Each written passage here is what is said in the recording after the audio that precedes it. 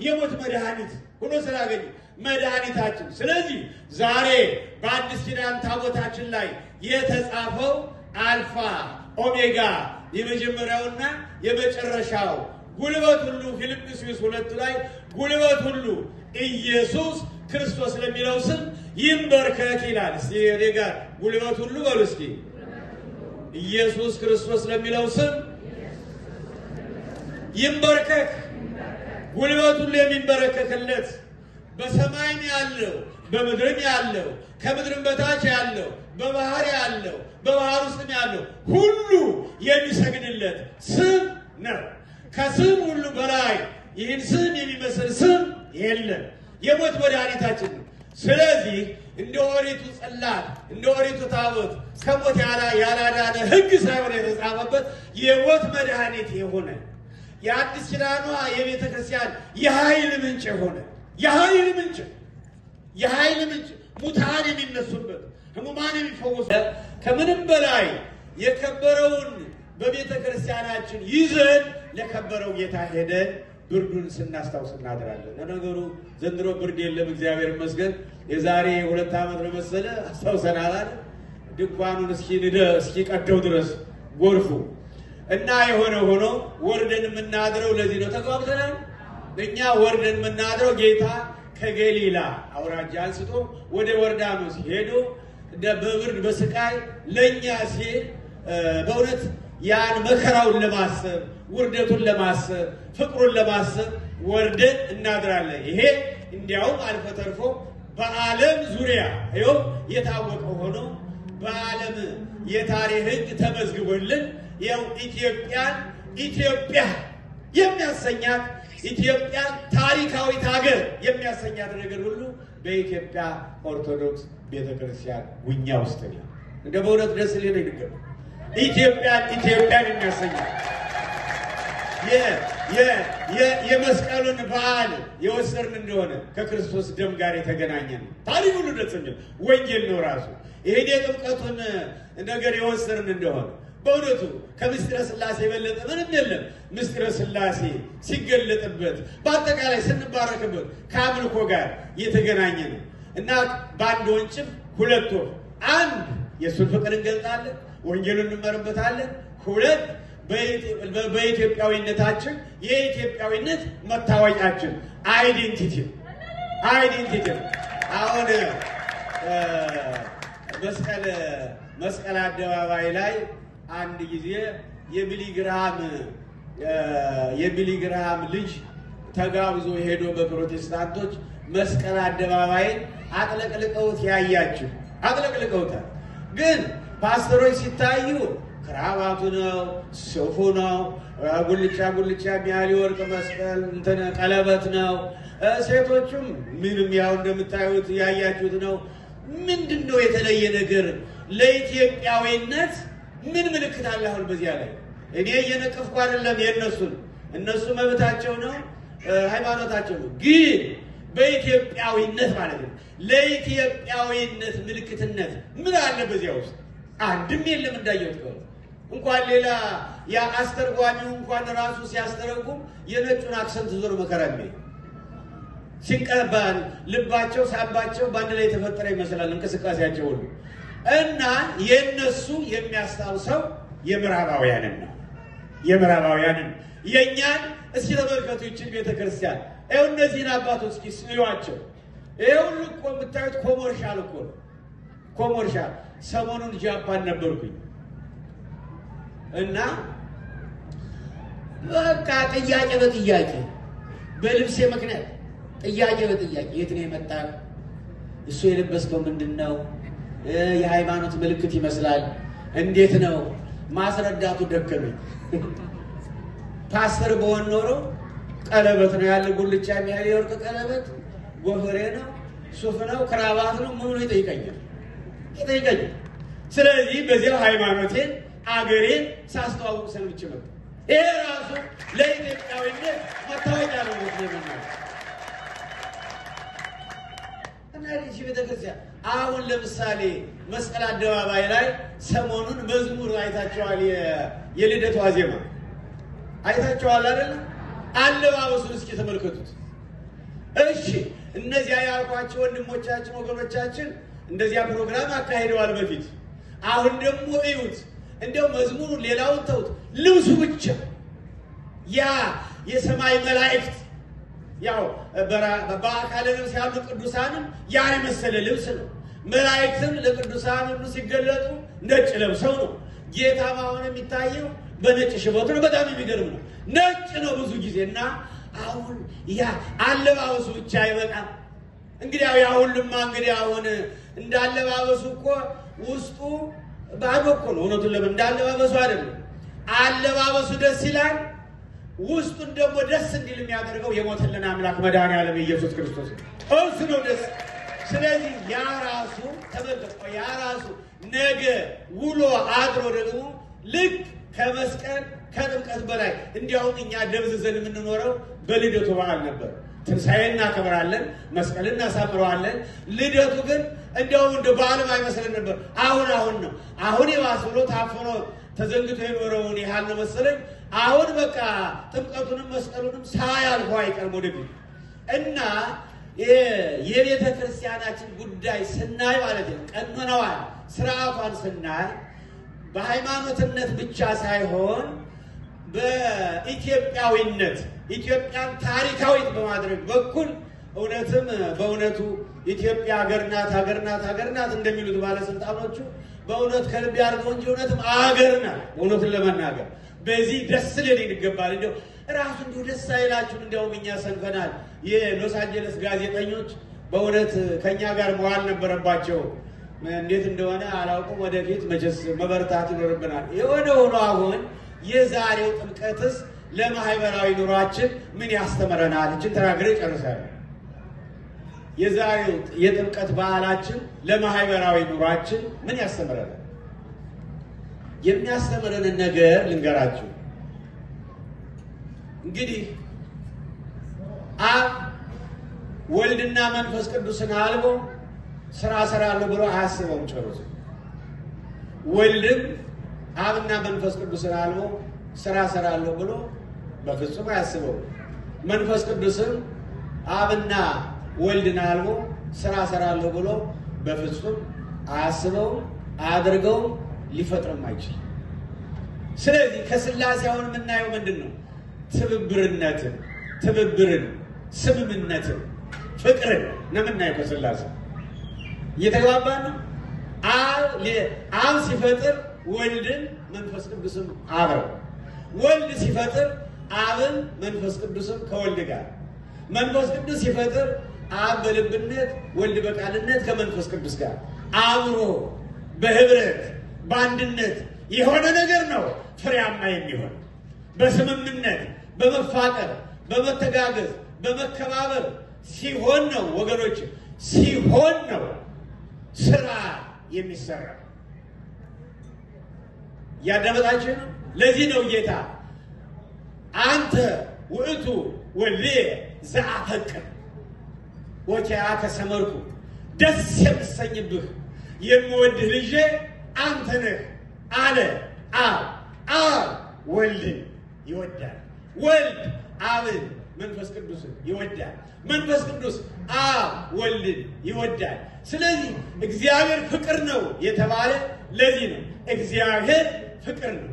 እግዚአብሔር አብ ፍቅር፣ እግዚአብሔር ወልድ ፍቅር፣ እግዚአብሔር መንፈስ ቅዱስ ፍቅር፣ አንድ ፍቅር፣ እግዚአብሔር ፍቅር፣ ልጆቹ ደግሞ ፍቅር። ለምን? ወንጌሉ ምንድን ነው የሚለው? የምታየውን ወንድምህን ሳትወድ የማታየውን እግዚአብሔርን እወዳለሁ ብትል ውሸታም ነህ ነው የሚለው። የምታየውን ወንድምህን ሳትወድ የማታየውን እግዚአብሔርን እወዳለሁ ብትል ውሸታም ነህ። ስለዚህ ከሥላሴ የምንማረው ምንድን ነው? ፍቅር፣ አብሮ መስራት፣ መደጋገፍ፣ አንዱ የሚሰራውን ሌላው የመደገፍ በርታ ማለት፣ አንዱ ለወገኑ ሲዋረድ የተዋረደው ያ የተማረው ሰው፣ ያ ሀብት ያለው ሰው፣ ያ እንዲህ አይነት እውቀት ያለው ሰው፣ ያ እንደዚህ የተዋረደው እኮ የተዋረደ ወገኑን ከነፃ ለማውጣት ከችግር ለማዳን እንደዚህ ነው ብሎ በማሰብ ለምሳሌ አብ እኮ የተዋረደውን እኮ ነው ያከበረው ልጁን።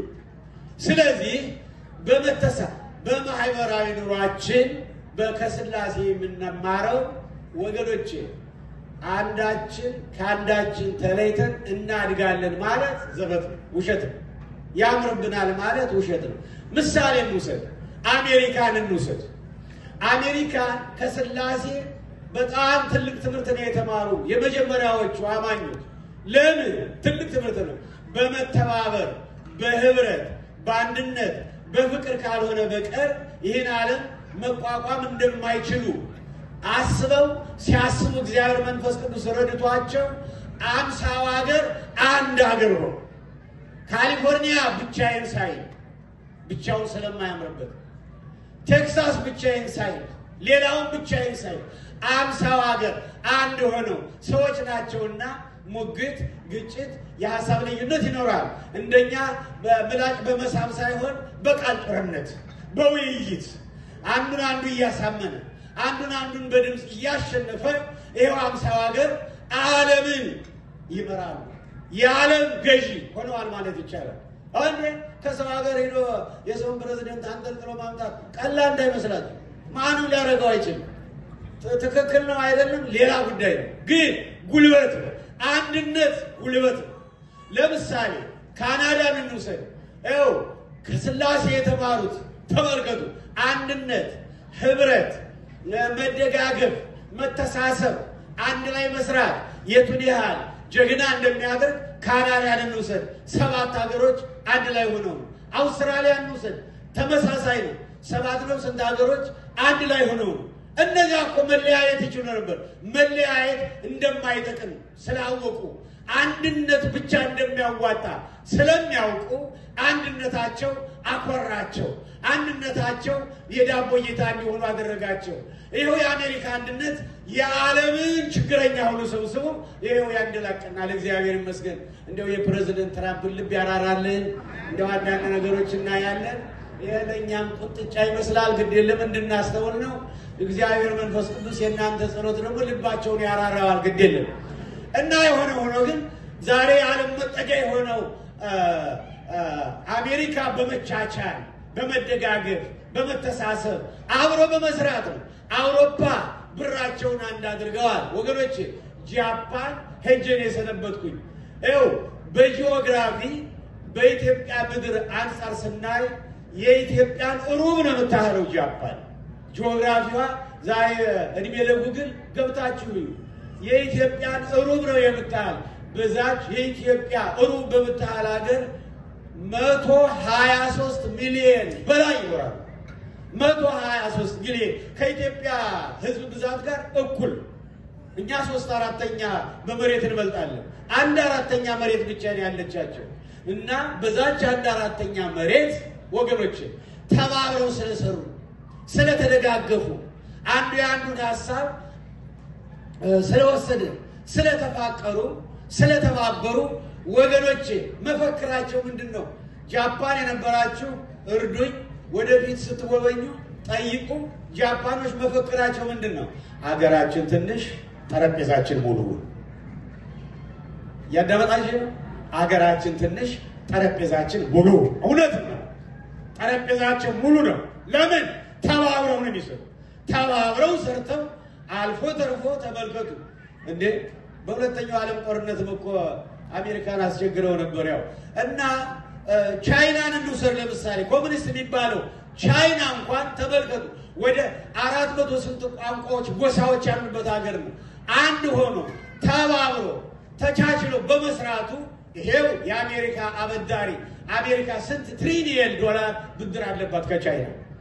ያ ህብረት እንዴት እንደሚያዋጥ እኛ ኢትዮጵያውያን ቀርቶ አፍሪካውያን አሜሪካን እያሳየን እግዚአብሔር እንደ ድሮው ክሎዝድ ሶሳይቲ ዝግ ብንሆን ሳው ቀይ ሽብሩን መቼም ለበጎ አድርጎታል። በሩ ተከፈተ። በዓለም ዙሪያ ያልተበተነ የለም። ይህን አሜሪካን እያየን ካናዳን እያየን አውስትራሊያን እያየን አሜሪካን እያየን ጃፓንን እያየን ቻይናን እያየን መተባበር፣ ህብረት፣ አንድነት የቱን ያህል ጥቅም እንዳለው እያየን አሁን ያልተማር ምን እንደሚያደርግ እግዚአብሔር አላውቅም ለኛ። ስለዚህ አፍሪካ ይሄ ኢትዮጵያ እርስ በርሳችን የሚለው ተውት፣ እሱን እርሱት።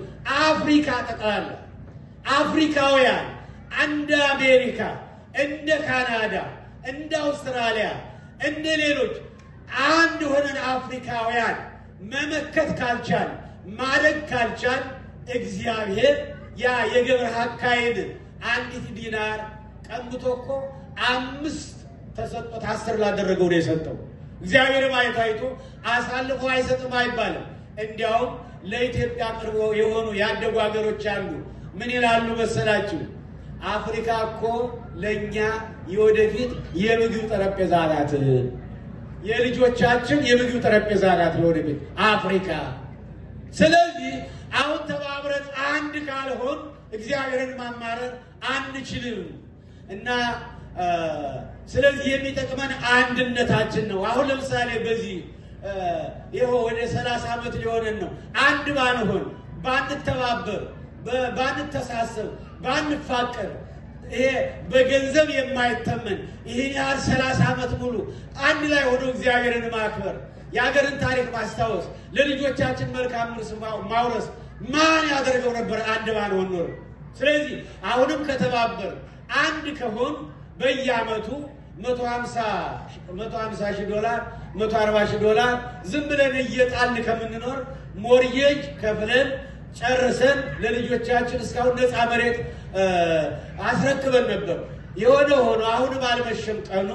ስለዚህ ዛሬም እንኳን ህብረታችን፣ አንድነታችን አጠናክረን ሁልጊዜ በኪራይ ሁልጊዜ በሰቀቀን ከምንኖር ሞርጌጇን ከፍለን ጨርሰን መልካማን መሬት ለልጆቻችን እንድናስረክብ ሁላችንም ማሰብ ያለብን የራሳችን መሬት እንዲኖረን፣ የራሳችን መሬት እንዲኖረን። እስኪ የራሳችን መሬት እንዲኖረን፣ አዎ የራሳችን መሬት እንዲኖረን የግድ መመካከር አለብን፣ መነጋገር አለብን ወገኖቼ፣ መተሳሰብ አለብን። ተመከራክረን የሚሆነውን ነገር ሁሉ አድርገን እንደምንም ብለን ደግሞ ኢትዮጵያውያን እናድርግ ብለው ከተነሱ፣ ቆርጠው ከተነሱ እግዚአብሔር ያደርገዋል።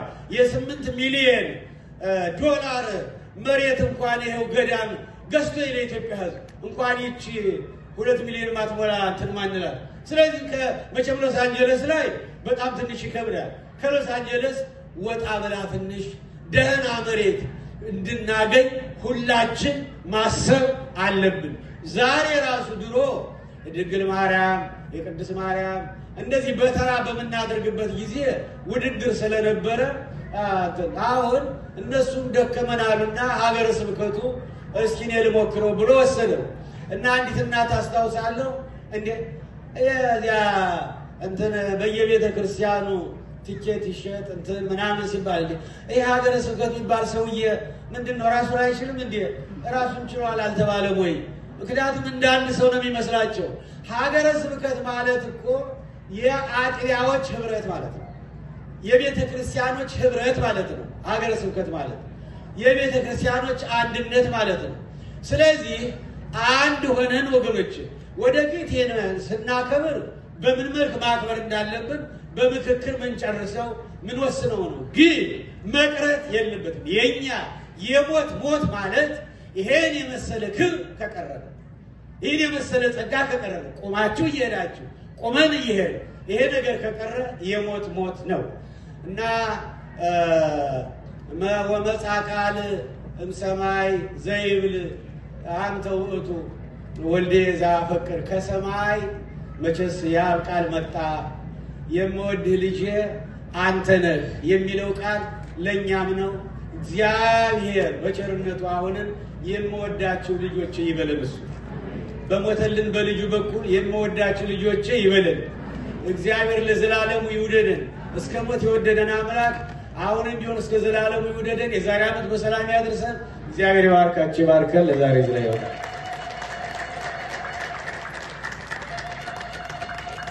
የብፁዕነታቸው በረከት በሁላችን ላይ ይደር።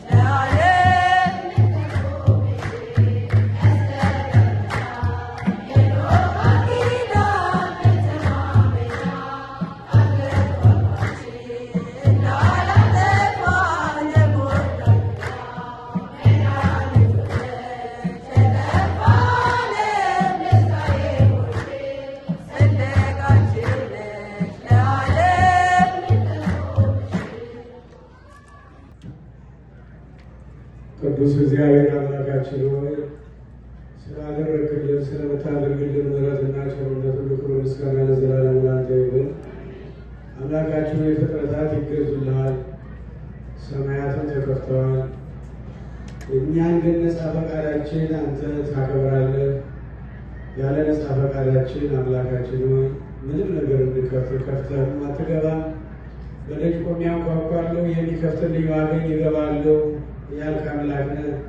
የእያንዳንዳችን ልቦና እያንኳኳ ስለሆነ የእያንዳንዳችን ልቦና እንድንከፍትልህና ወደ ሕይወታችን ገብተህ ከኃጢአት በቀር አምላካችን እያንዳንዳችን የምንፈልገውን የምንሻውን እንድታከናውንን ቅዱስ ፈቃድ ይሆንልን።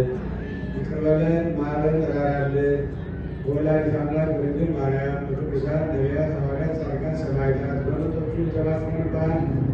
በመጥምቁ ዮሐንስ ረድኤት አንተ አክብረን የቸርነትን ሥራ ስራልን። ከዚህ ሁሉ በላይ በቅዱስ ስም ቀድሰን ስለ ቅዱስ ስም ስትል አሜን። አቡነ ዘበሰማያት አባታችን ሆይ በሰማያት የምትኖር ስምህ ይቀደስ፣ መንግሥትህ ትምጣ፣ ፈቃድህ በሰማይ እንደሆነች እንዲሁም በምድር ትሁን። የዕለት እንጀራችንን ስጠን ዛሬ፣ በደላችንን ይቅር በለን እኛም የበደሉንን ይቅር እንደምንል፣ አቤቱ ወደ ፈተናም አታግባን ከክፉ ሁሉ አድነን እንጂ መንግሥት ያንተ ናትና፣ ኃይል፣ ምስጋና ለዘላለሙ።